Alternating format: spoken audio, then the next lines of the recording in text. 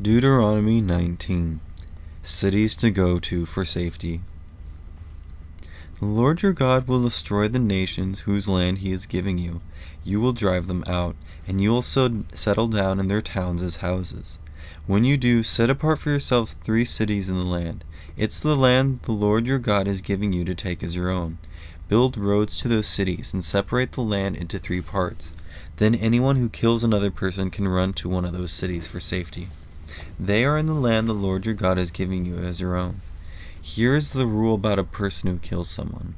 That person can run to one of those cities for safety. The rule applies to all of those who kill a neighbor they didn't hate and didn't mean to kill. For example, suppose a man goes into a forest with his neighbor to cut wood. When he swings his axe to chop down a tree, the head of the axe flies off, and it hits the neighbor and kills him. Then that man can run to one of those cities and save his life. If he doesn't go to one of those cities, the dead man's nearest male relative might come very angry.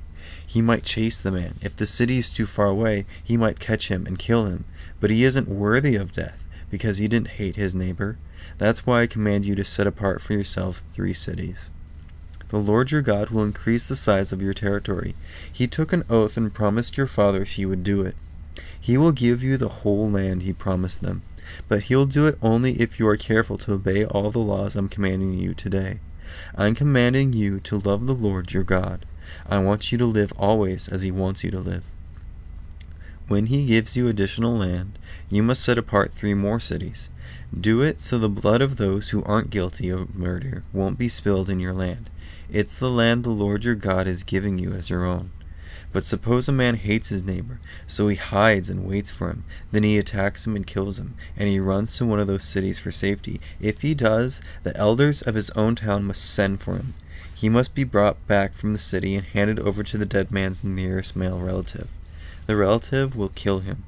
Don't feel sorry for him. He has killed someone who hadn't done anything wrong. Crimes like that must be punished in Israel. Then things will go well with you. Don't move your neighbor's boundary stone. It was set up by people who lived there before you. It marks the border of a field in the land you will receive as your own. The Lord your God is giving you that land. You will take it over. Witnesses.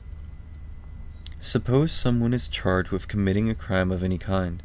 Then one witness won't be enough to prove he is guilty. Every matter must be proved by the words of 2 or 3 witnesses. Suppose a witness who tells lies goes to court and brings charges against someone. The witness says that person committed a crime. Then the 2 people in the case must stand in front of the Lord. They must stand in front of the priests and the judges who are in office at that time. The judges must check out the matter carefully, and suppose the witness is proved to be lying. Then he has given false witness against another Israelite. So do to the lying witness what he tried to do to the other person. Get rid of that evil person. The rest of the people will hear about it, and they will be afraid. They won't allow such an evil thing to be done among them again. Don't feel sorry for that evil person. A life must be taken for a life. An eye must be put out for an eye. A tooth must be knocked out for a tooth. A hand must be cut off for a hand, and a foot for a foot.